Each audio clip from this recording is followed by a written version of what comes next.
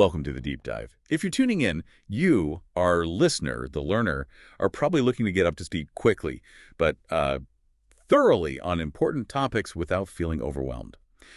Today, we're diving into something really exciting, asset tokenization. And we're lucky enough to be drawing on insights from David Wegner. This is someone with, get this, over 20 years straddling both traditional finance and, the really cutting-edge blockchain world. Yeah, his experience is pretty unique. Makes him, frankly, one of the best people globally to talk to about this. Absolutely. So our mission today, to really understand the significance, the potential of tokenizing real-world assets. Which, in simple terms, just means turning ownership rights, like for a building or art or whatever, into digital tokens on a blockchain. Okay, so let's talk about speed, because things seem to be moving fast here. They really are. It's shifting from just theory into actual practice much quicker than many expected. You might remember that Boston Consulting Group report back in May 2022. Vaguely, yeah. The one about the huge market potential. Exactly. They talked about a multi-trillion-dollar opportunity for on-chain assets by 2030. And, what seemed maybe a bit futuristic then, it's really starting to take shape now. Okay, so why? What's lighting the fire under this? Why is tokenization picking up steam faster than predicted?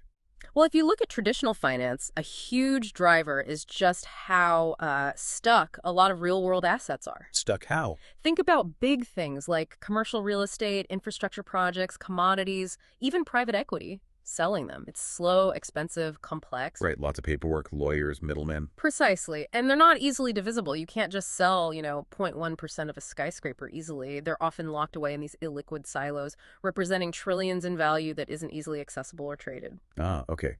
So tokenization is the key to unlocking that trapped value. What are the actual tangible benefits then for, say, a piece of real estate or a private fund? There are several big ones. First, by putting ownership onto blockchain tokens, these assets can potentially be traded globally, 24/7, without all the usual intermediaries. That opens them up to way more potential buyers. Okay, wider access. Second, fractionalization. That high-value asset, like our skyscraper example, you can divide it into tiny, affordable token units. Suddenly, investing isn't just for the ultra-wealthy. Democratization almost. Kind of, yeah. Third, you can embed rules directly into the token using smart contracts. Things like governance rights, how revenue gets distributed, it can all be automated. Built-in logic. Right. And finally, transparency.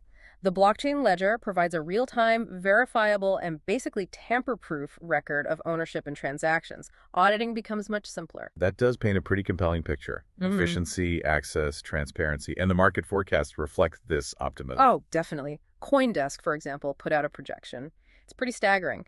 They see tokenized real-world assets growing from maybe $250 billion today. Which is already significant. To potentially $30 trillion by 2030. 30 trillion. Wow.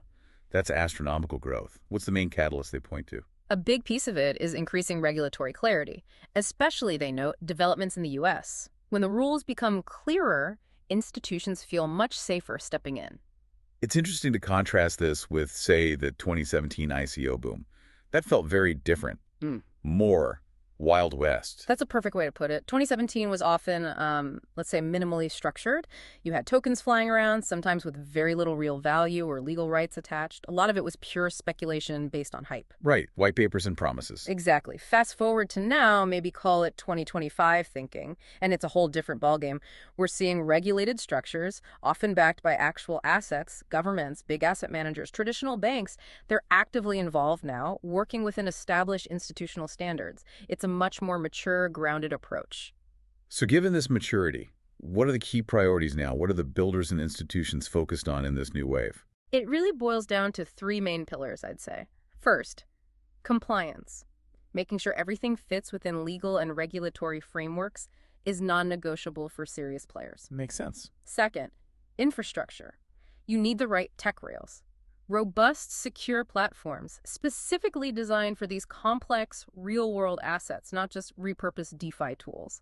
And third, Interoperability. For this to really scale, different systems, different blockchains, different types of tokenized assets need to be able to talk to each other seamlessly. It's less about the hype now and much more about building solid, dependable foundations. You mentioned earlier the idea of asset-backed tokens being maybe an early step. Yeah. What were the drawbacks there? Like, if a company said tokens represented art they owned, but they still held the legal title. Yeah, those early models, while important learning steps, often had limitations. Like you said, legal ownership often stayed centralized, so the token holder was still kind of dependent on that company doing the right thing. Not truly direct ownership. Exactly.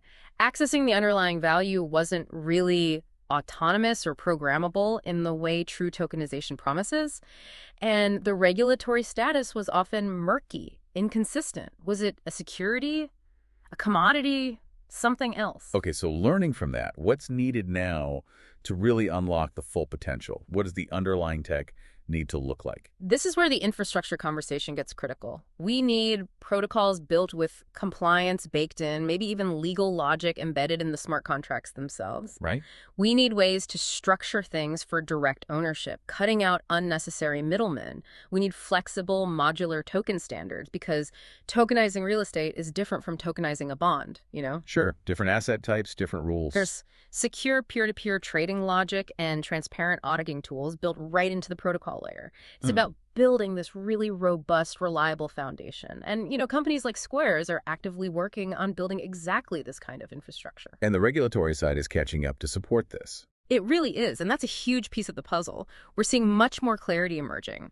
In the U.S., you've got executive orders, bipartisan legislative efforts starting to define how digital assets should be treated. Concrete steps. Yeah, and multiple states are now explicitly recognizing things like tokenized real estate deeds or tokenized shares and funds as legally valid.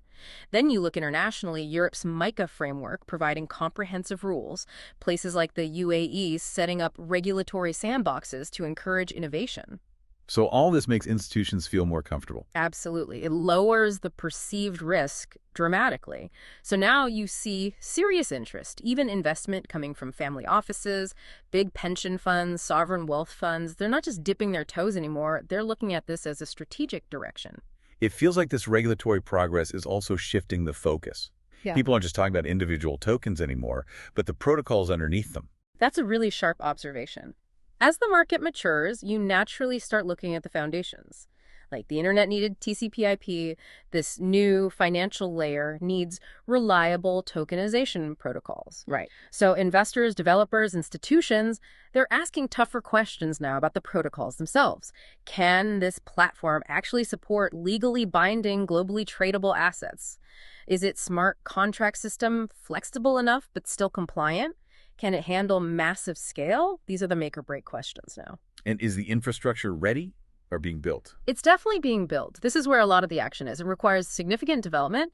You have examples like the RWX blockchain emerging, designed specifically for these kinds of real-world assets. And like we mentioned, Squares is definitely a key player developing solutions in this space. So if you're looking strategically, the real focus, the investment opportunity right now, is in building out and supporting this core infrastructure. I think that's exactly right. The demand is there. The capital is starting to flow. The regulators are becoming more accommodating. The tech is getting there. The crucial bottleneck has been that compliant, scalable infrastructure. Solving that is the big prize. Right. And look, for you listening, this space moves fast. To really stay on top of the latest news, the breaking developments, you really should subscribe to David Wegner's YouTube channel. With his background, he's genuinely one of the best sources worldwide to keep you ahead of the curve. That's a great tip. Building the foundation is essential. And as we touched on, Squares is actively providing solutions here. And yeah, definitely check out David Wegner's YouTube channel to stay plugged in. It's just that the potential here is immense. Think about bringing efficiency and transparency to markets that have been, frankly, pretty opaque and clunky for decades. It's quite exciting. Okay, so let's wrap this up. If there's one main thing you, the listener, should take away from our dive today, what is it? I think the core idea is this. Ownership is moving on-chain. More and more real-world value is going to be represented digitally on blockchains. And because of that, the underlying protocols, the infrastructure making it possible, are absolutely critical. That's where you need to focus your attention. Yeah, it really does feel like we're on the cusp of something major. There's a lot of energy, a lot of enthusiasm around the future of asset tokenization. And it leaves you with something to think about, doesn't it? Consider this. As more and more assets become tokenized, how might that reshape not just financial markets, but maybe even our basic ideas about what ownership means and who gets access to what in the future? It goes pretty deep.